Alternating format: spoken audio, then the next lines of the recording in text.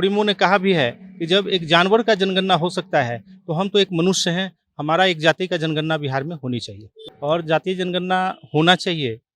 इससे प्रत्येक वर्ग को लाभ है, प्रत्येक वर्ग को पता चलेगा, प्रत्येक जाति को पता चलेगा कि हमारी संख्या क्या है, हमें अधिकार किस तरह से लेना चाहिए, हमें सत्ता में भागीदारी किस तरह से लेनी चाहिए। दबे कुचले जाति को जो अधिकार नहीं मिल पाता है वो अपना जान सकेगा कि हमारी संख्या क्या है और उस संख्या के अनुसार हमारा जो है वो विधानसभा, लोकसभा या जो भी राज्यसभा वो में अधिकार अपना मांग सकेगा। राम मांझी आवास के बाहर हम लोग हैं, हमारे साथ प्रफुल्ल चंद्रा साहब हैं।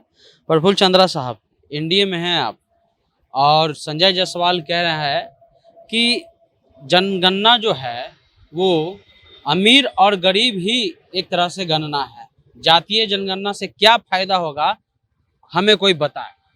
देखिए, एक तो बहुत दिनों हो गया हमारा कोई जातीय जनगणना बिहार में नहीं हुआ है और जातीय जनगणना होना चाहिए।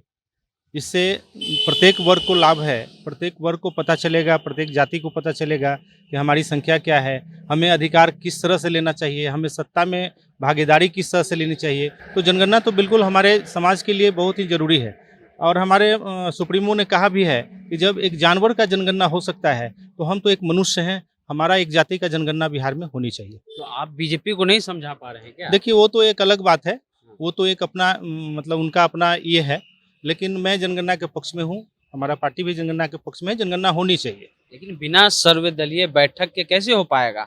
बार बार नीतीश जी कह रहे हैं कि सर्वदलीय बैठक होगा और बीजेपी सबसे बड़ी पार्टी है एनडीए में, वो कह रही है कि हमारे लिए दो ही आधार हैं, एक अमीर और एक गरीब, इसी का गणना। देखिए, वो तो बैठक होकर के ही होगा, ये तय है, लेकिन अपना अपना सबको मांग करने का तो हक है, अधिकार है।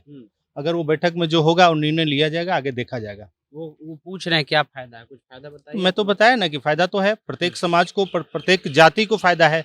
दबे कुचले जाति को जो अधिकार नहीं मिल पाता है वो अपना जान सकेगा कि हमारी संख्या क्या है और उस संख्या के अनुसार हमारा जो है वो विधानसभा, लोकसभा या जो भी राज्यसभा वो में अधिकार अपना मांग सकेगा। अच्छा, एक और विधायक हैं हरिभूषण ठाकुर बचौल, वो कह रहे हैं कि जो विश्वेश्वरैया भवन में जो आग लगा है वो लगाया गया है सीबीआई जांच को। देखिए, आप ही के सरकार यानी उन्हीं के सरकार पे वो। देखिए, उनका तो अलग सोच है, अलग वक्तव्य है, मैं नहीं कह सकता उनके बारे में, लेकिन मैं इतना जानता हूं कि माननीय मुख्यमंत्री जी सर्वे किए हैं और उनकी जांच कमेटी भी बैठाई गई है, तो ये जांच का विषय है। जांच आने दीजिए, वो बात सवाल होगी। तो उठा रहे हैं कि आग लगाई गई। वो तो देखिए व्यक्तिगत अपना सोच है, उस पर हम कुछ नहीं टिप्पणी करेंगे, लेकिन माननीय मुख्यमंत्री जी जो है जांच कमेटी बैठाए हैं और जांच का रिपोर्ट आएगा, उसके बाद बात होगी। अच्छा, एक चीज और बताइए कि आजकल तेजस्वी और नीतीश जी में बहुत मुलाकात हो रहा है, तो आप लोग कहीं खिचड़ी तो नहीं ना बना रहे हैं? अच्छा, एक चीज़ बताइए, आज के डेट में ऐसा बात है कि प्रतिपक्ष के नेता हमारे माननीय तेजस्वी जी हैं और हमारे मुख्यमंत्री जो है माननीय श्री नीतीश कुमार जी हैं। तो अगर विपक्ष के नेता होते हुए कोई तरह की वार्ता होती है या कोई मीटिंग होती है तो उसका आप लोग अन्यथा न निकालें। 1 घंटा मुलाकात अभी बंद तो कमरे में। मुलाकात का तो बहुत सारी बात हो सकती है, हाँ। क्योंकि मुख्यमंत्री जी हैं तो विपक्ष के नेता तो मुलाकात करेंगे ना, वो कुछ भी प्रश्न करेंगे, कुछ भी उस तरह का होगा, तो ऐसी कोई बातें नहीं है। हम इसलिए सवाल उठा रहे हैं ना कि नीतीश जी भी जाते हैं तेजस्वी यादव को बाहर तक छोड़ने, हज भवन में जब इफ्तार था, मांझी जी भी जाते हैं बाहर तक छोड़ने, और भी तो बहुत सारे नेता थे, उनको कोई बाहर छोड़ने क्यों नहीं आया?